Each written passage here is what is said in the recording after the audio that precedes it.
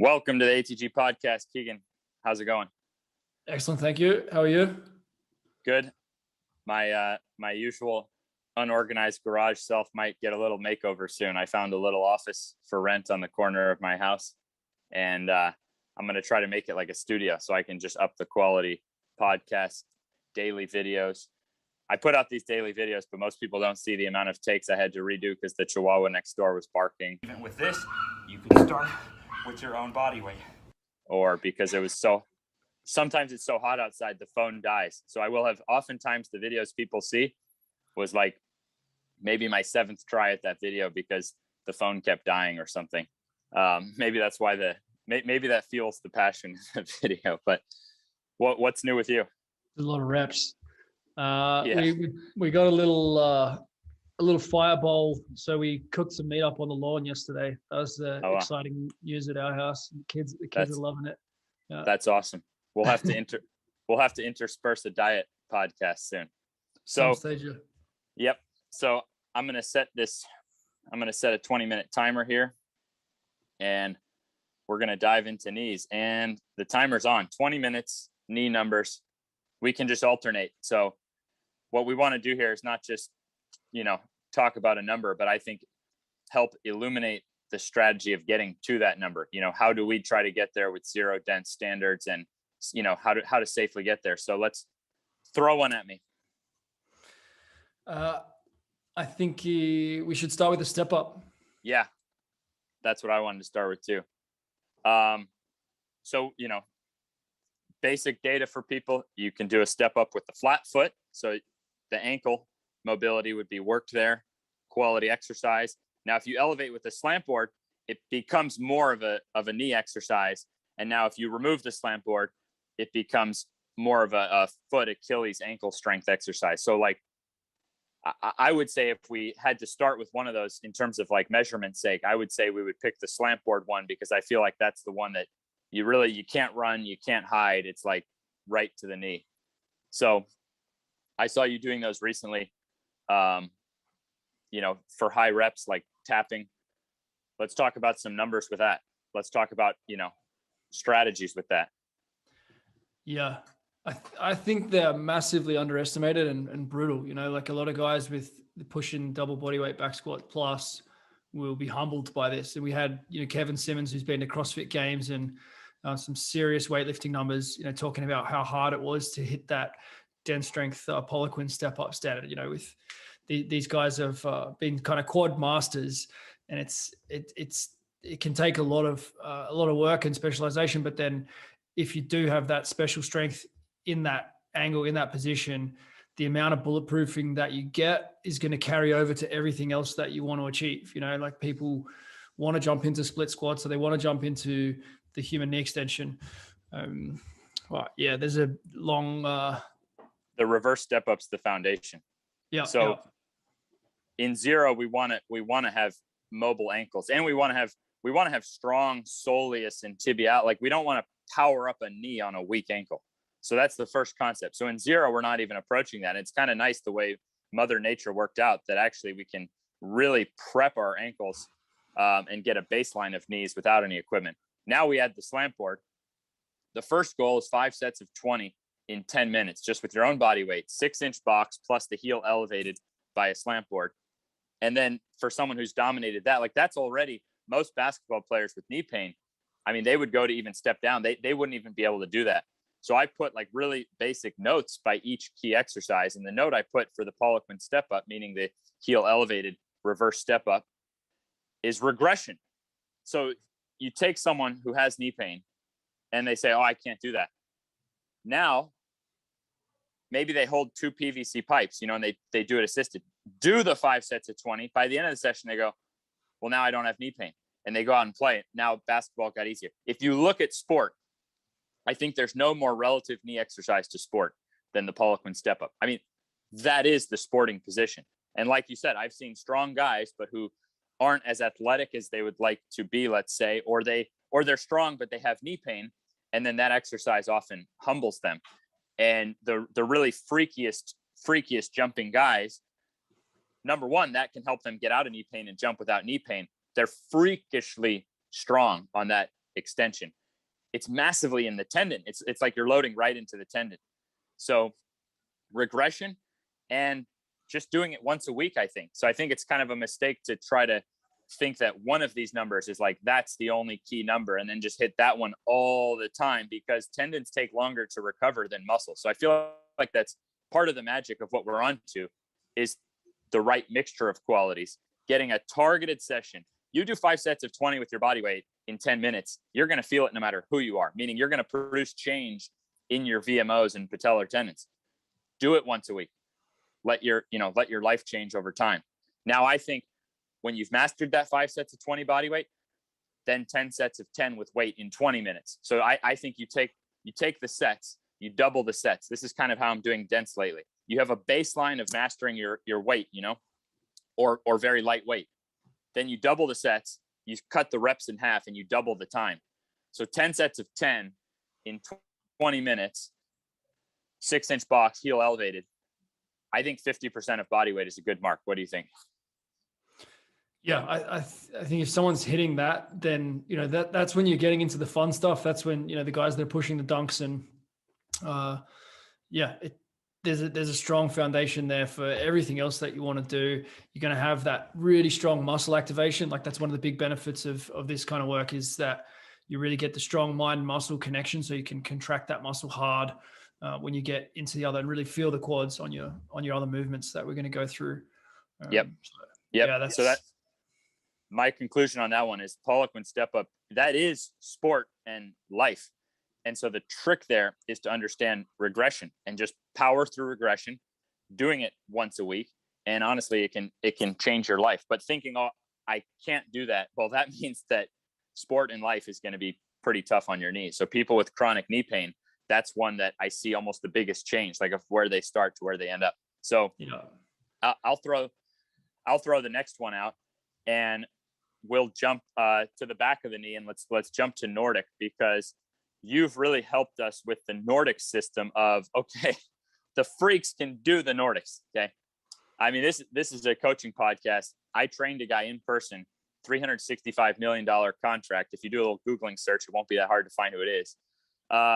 Known for his speed. He's made his money off his speed. And it was other things that have helped him get over like a chronic knee condition that's symptom free. But the Nordic, honestly, he could do as well as I could from day one. You know what I mean? Day one, he can do those levitating Nordics, thigh below 45 degree. Day one. So we want that. Break it down for us. How do we get there? Well, there are different roads that can take us there. I think the original, there's been some evolution within the ATG system. I really liked what you've just recently delivered there with, making sure you control to at least that 45 degrees. So you're getting a good amount of tension. I'll link that video. Yep. I'll link that video. Actually, sorry, what am I talking about? Drew, my boy. Drop it over the top. Yeah. Do it right now. Show what we're talking about. That's going to get the muscle growth going, and that's going to also be actually a bit safer. That first sort of 45 degrees, there's not as much stretch on the connective tissue, so it's going to be a little bit safer. It's when people get too excited about, being doing the same as you, doing the cheetah repetitions and doing the Martin St. Louis early on in the journey, then you have that extreme impulse in the bottom position, and sometimes people aren't ready for that. So that's what I think we need to be patient with and be careful about, is that, yes, we want to hit these numbers, but it's about the pain-free number, and it's about chasing perfection, or, perfecting the movement rather than chasing. The number itself doesn't matter, right? Like, you want to be dunking. You don't want to be Poliquining. Right. Just like a good power lifter, you don't become a good power lifter overnight. So we're only applying the best, strength philosophies to areas that people really haven't applied strength philosophies to. So if we look at the Nordic, I think a good baseline before even attempting Nordics is flat ground ATG split squats, heel up, full knee cut, like full knee bend should be pain-free before you start trying to work the Nordic, in my opinion. And I think you should have pretty lengthened hip flexors. And I think you should be able to do a palms to floor elephant walk and build up some time under tension back behind those knees, have a baseline of body weight strength and flexibility. before you then start doing the Nordic, which is such a high contraction exercise. So I would say you're going to palms to floor elephant walk, flat ground ATG split squat, good baseline. Now you start training the Nordic and dense. Just do it once a week. 5 sets of 5 in 5 minutes, trying to get your thigh to 45 degrees before you tap out, and elevating and using assistance if you have to. And I've got new hamstring soreness I haven't had in a long time, I got to tell you. On Monday, the hell day is it? Wednesday. On Monday, I started adding weight. So I'm back on dense. And all I did is I added load to that 5. So it's interesting that I don't even think you have to get fancier. I added weight to the 5 sets of 5 eccentrics in 5 minutes. And I have whole new hamstring soreness that I haven't had in a long, long time. Then in standards, I'm going to go back to the Marty St. Louis style. So we'll just show that on camera. Glutes contract first, abs come off the bench. This is a very athletic thing. When Marty did this, he was 35 years old, leading the NHL in scoring. And his trainer is an awesome trainer. It's in an article said that Marty was the only guy out of 25 pro hockey players he was training who could do that. That's what got me onto the Nordic. When I saw that, just like when I saw Dmitry Klokov do a flat pancake, and I was nowhere near a flat pancake at the time. And I just had an aha moment that, wow, my potential's actually bigger, and I've just been a wuss, I've just been lying to myself about what I could achieve. So that brought my pursuit, and we loaded up these Nordic benches in ATG, and we elevated the Nordic benches or elevated the hips, same concept. And we just pushed towards that Marty St. Louis, and it worked for a lot of people, but for some people it was too rough. So now break down the short range concept, because now what we do in dense is Mondays, we work the Nordic after the prep of the elephant walk, the ATG split squat and 0. So now Mondays in dense, we work the Nordic 5 sets of 5 in 5 minutes, just eccentric. And then Friday, before we squat, we work short range knee flexion. And I'll add that we start doing the slam forward Jefferson curl. So we're keeping in that lengthening effect in the hamstring. I feel like all 3 of those makes a much safer journey. So maybe break down this why not Nordic twice? Why Nordic once, short range knee flexion, break down short range, long range.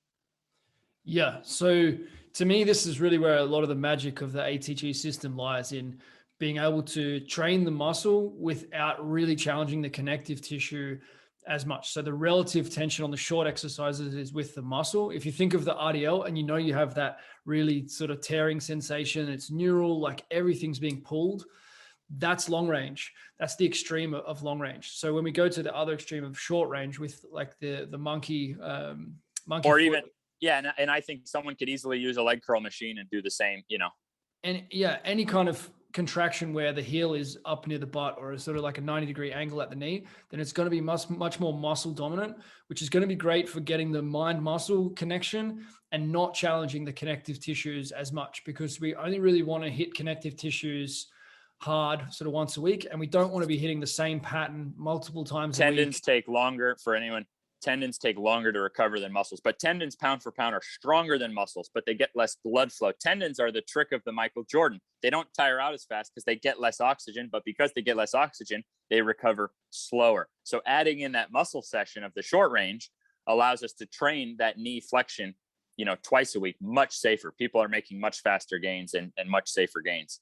Yeah. So you gain strength, but you also kind of bulletproof and recover from the other session. I think you're getting that effect on the quad as well. It goes on both sides of the joint. Yep. I think this is a perfect time. I like keeping these simple 20-minute sessions. We've got about 7 minutes, little over 7 minutes left, and we've covered 2 exercises. So let's be realistic and let's cover 1 more exercise. And I actually think this is a great way to start it, because we talked about the Poliquin step up. We talked about the Nordic. So, and now we've talked about actually, short range knee flexion, which for that, whether it's a monkey foot or a leg curl, I don't like worrying about a number on that. I feel like that's just much more personal. You should get like a really killer pump and work the area. Whereas the Nordic is like more measurable. It's kind of obvious. If you're dropping like a sack of potatoes on a Nordic, that means your ACL might drop like a sack of potatoes too, not to mention the potential effects for speed and 1 foot jumping. Well, the Poliquin step up is short range on knee extension. So if we finish out with a long range knee extension exercise, so a long range quad exercise, let's just take, I think we could just take what do you want to take? Split squat or VMO squat? I think we have to do split squat. You know, that's the All right. ATG Take signature. an ATG split squat, which the better the split squat gets, the more gains in any kind of squat. We've had actually a number of massive powerlifters lately are getting onto the ATG split squat, and it's plateau busting their powerlifting squat. So you're right. The ATG split squat is going to be more fundamental. So now let's break down. Why don't you break down the difference for us with short range, long range, and actually one quick visual, Drew. So let's put the starting position of a Nordic. So the very start, before we initiate, you see that when the knee is flexed like that, there's no load yet. Now on the Nordic, as we lower down, it gets tougher.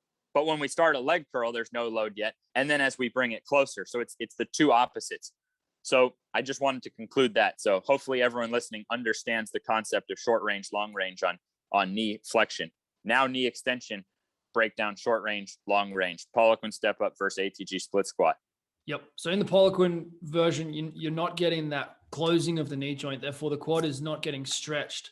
Now with the leverage, it doesn't mean there is still a lot of tension, but you're not getting that full stretch of all the connective tissues. So when we then go into the split squat, we're closing the joint completely, which is going to have a bigger impact on the joint surfaces, but it's also going to mean that we're strengthening under that lengthened position. So it's going to have a significantly different impact on the muscle. And we've found that by strengthening both positions, you get faster gains in both of them, and bigger bulletproofing effect. So and I've worked with plenty of guys who suffer at one end or the other, and it's not uncommon even to be very good at the ATG split squat, but if you haven't, and that's why it's like, oh, if you could choose one or the others, I mean, like, I feel like the gains are exponential long term by working both of them really honestly, at your level. And I told you I put a note next to each thing. And with Nordic, my note was tendons, meaning like it sounds good in theory to just work the Nordic all the time, but we found it works better to work it, once a week. With the Poliquin step up, we talked about regression, meaning the power of, rather than avoiding that, actually using assistance if you have to, using body weight, whatever, and getting in the work. With the ATG split squat, what I noted was form. So form of an ATG split squat, if you start cheating your depth, you're cheating the purpose of that exercise. So why don't you break that down for us as well? How does form relate? And then we can also look at some numbers. Obviously in zero, we're talking about, no weight, and we're trying to get maximum coverage. Now in dense, when we start adding weight, that's when we find it more advantageous to start working that heel to the floor. Our quote unquote standard is 25% of body weight each hand for 10 reps. But the most powerful guys I've seen get up to like 100% of body weight on this. The difference. Why don't you talk about the difference there in terms of using the weight? What happens if we shorten our range? Why is form important on this? Yeah. So 90% of guys hearing that are going to be like, okay, I'm going for that 100% plus, and, you're going to do that at all costs. So it's about the number. And then you get a message of like, oh, I got to the 100%, but my knee hurts, or I'm not jumping that well. And then it's like, well, okay, show me the video. And then it's like, yeah, no, that's not what it is. And so you're just not going to get the result that we're talking about with, half of the movement. Cutting the movement short is going to mean you cut out the hip flexor. It means you don't get that full regeneration of the joint surfaces, the meniscus, cartilage. So the best thing is to be patient with the loading, and, especially if you're doing multiple sets and warm-up sets and that sort of stuff, like make sure you really are hitting that full rock bottom position and make that the signature, then you've got something to compare against for your top weight. Yep. You just illuminated something massive, I think, which is, this is a long range exercise, long range, long term, like the gains come from that. Every inch you stop shorter, you didn't actually load the air. If you put more weight on the bar, but stop shorter, you didn't actually load the area you're trying to load. So your body only knows the load you're putting on it. And it can be very some of these long range exercises can be very humbling if you treat them with a powerlifting mindset. So even for the powerlifters, they're getting results on their squat, which is more of a mid-range. Performance is going to end up more in that mid range, but we can use this short and long range to get entirely new adaptations, bulletproofing. So long range, long term with your ATG split squat, I would say make your goal form, meaning like if I'm making a post about ATG split squat, if you're making a post about ATG, impress me with your depth. Don't impress me with the load. And because of how that's going to bulletproof you, the loads will get lighter. And particularly the ATG split squat is not the sport. Dunking is the sport. The speed is the sport. The Olympic lift. What perfect example is when you see Olympic lifters setting a new squat PR, but it's like, you ever see one of those like squat PRs set by an Olympic lifter, but then it's like, that wasn't even as deep as you have to get under a clean or a snatch, you know, when you kind of like stop short to like set a new PR. And, you know, so if it's, you know, this is your accessory work, get deeper on an ATG split squat and put in the work. If you do 10 sets of 5, and I'm liking for this one, 5 sets of 10 in 10 minutes to like lay a foundation, then 10 sets of 5 in 20 minutes to build strength. If you do your 10 sets of 5, you don't have to stress for PR weights. You see what I mean? So talk about that dense concept.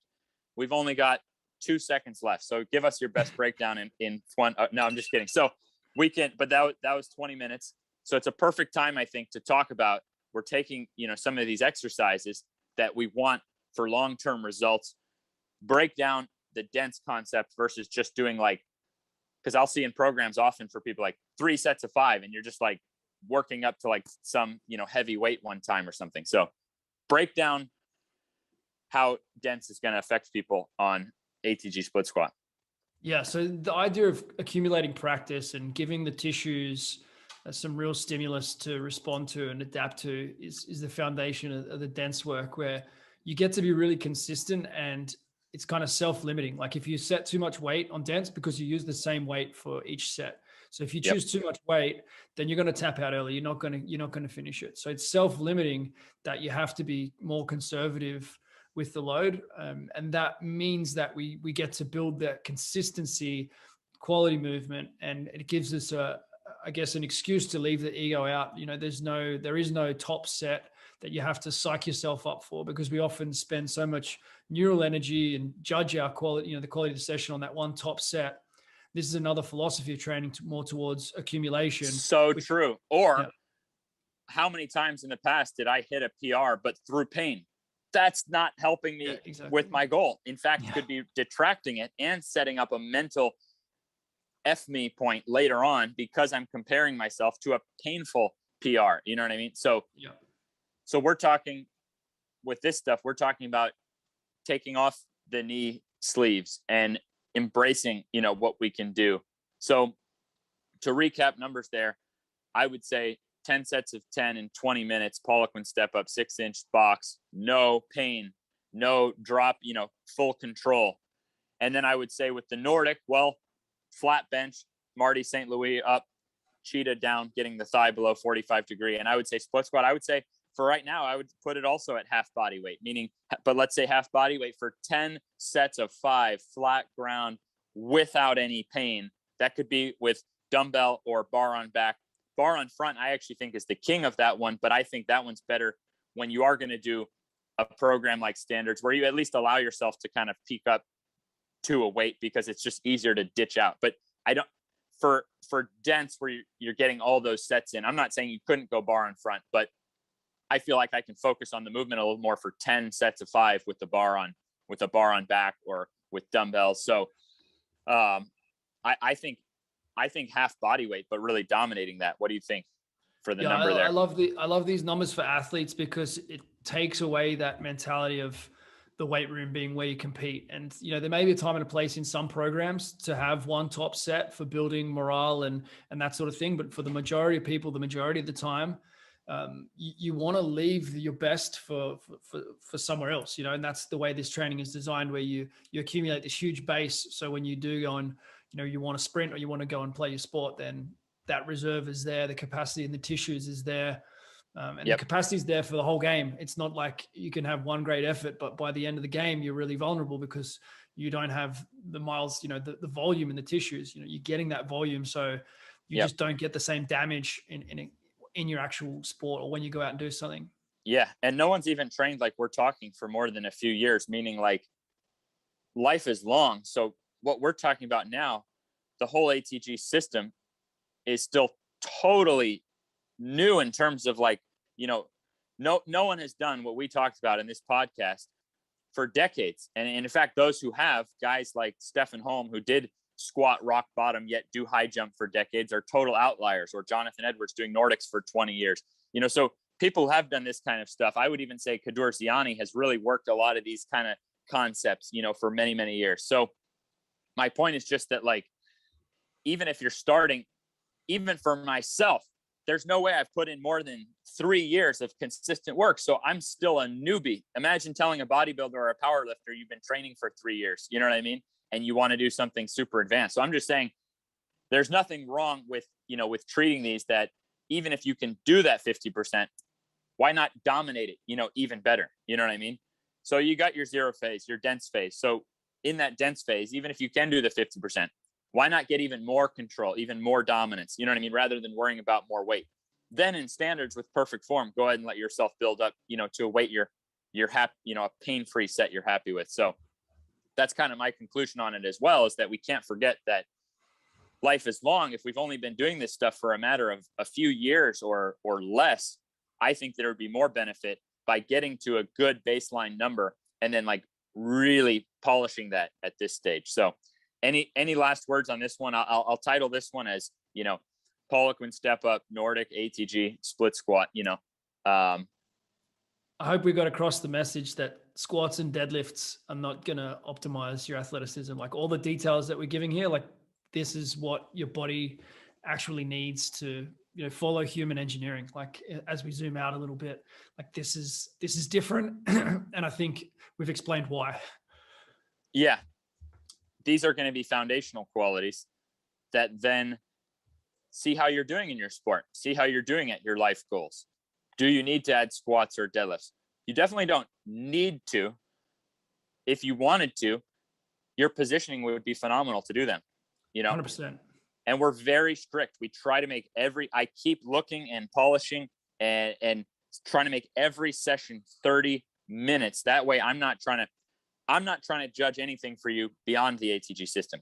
I'm trying to polish the ATG system. I'm only going to live the ATG system and see, I've already gotten beyond the bulletproofing and athleticism goals that I had set for myself. So why the heck would I alter that now?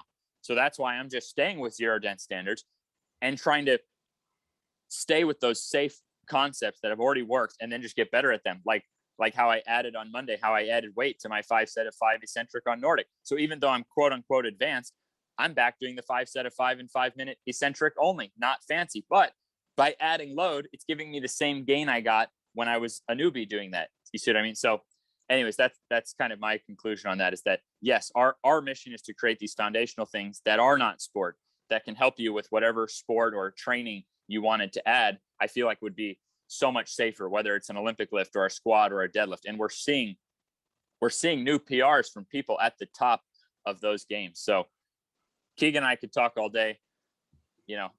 We'll shut up now. Thanks. We could. Thank you. Thanks for watching and listening.